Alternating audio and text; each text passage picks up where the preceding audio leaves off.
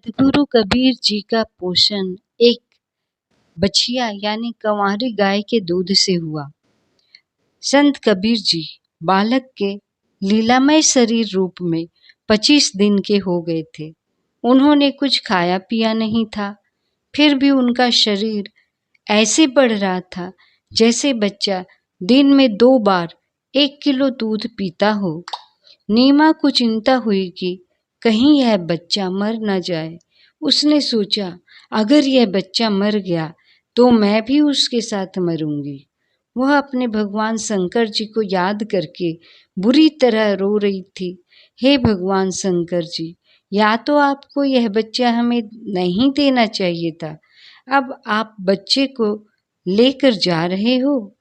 भगवान कबीर जी ने सोचा, मैं तो नहीं मरूंगा, लेकिन यह जो बूढ़ी औरत है यह इस तनाव में जरूर मर जाएगी।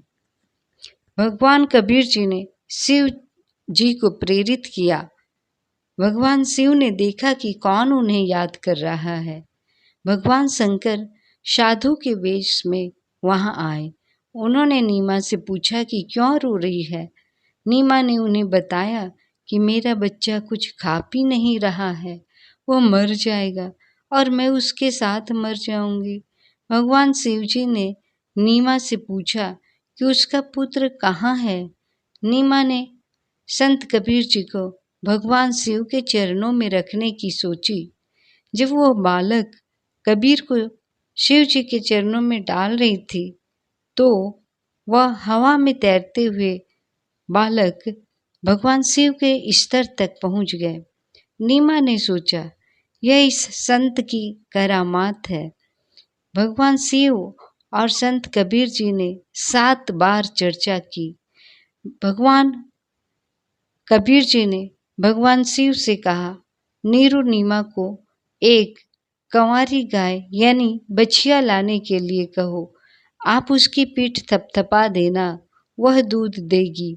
भगवान शंकर ने नीमा से कहा, तुम्हारा बच्चा मरने वाला नहीं है माँ, उसकी उम्र बहुत लंबी है, उसकी महिमा का कोई अंत नहीं है।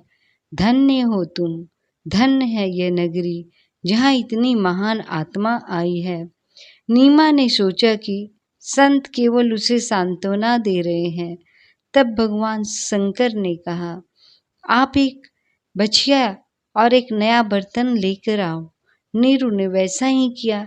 एक नए बर्तन को थनों के नीचे रख दिया गया। भगवान शिव ने गाय की पीठ थपथपाई और गाय के थनों से दूध की धारा बहने लगी। बर्तन पूरी तरह भर जाने के बाद दूध बंद हो गया। उस दूध को कबीर जी ने पिया। नीमा ने संत को धन्यवाद दिया। उसने सोचा कि संत ने यह सब किया है। नीमा ने दक्षिणा देने के लिए अपनी बेबसी बताई।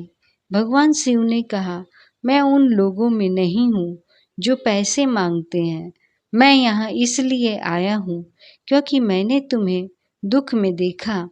यह कहकर भगवान शिव चले गए और उसके बाद वह जो बछिया थी, कंवारी जो गाय थी, वो प्रतिदिन दूध देने लगी। उस दूध को कबीर परमेश्वर जी पीते थे। इस प्रकार परमेश्वर कबीर जी के पालन पोषण का दिव्य कार्य संपन्न हुआ।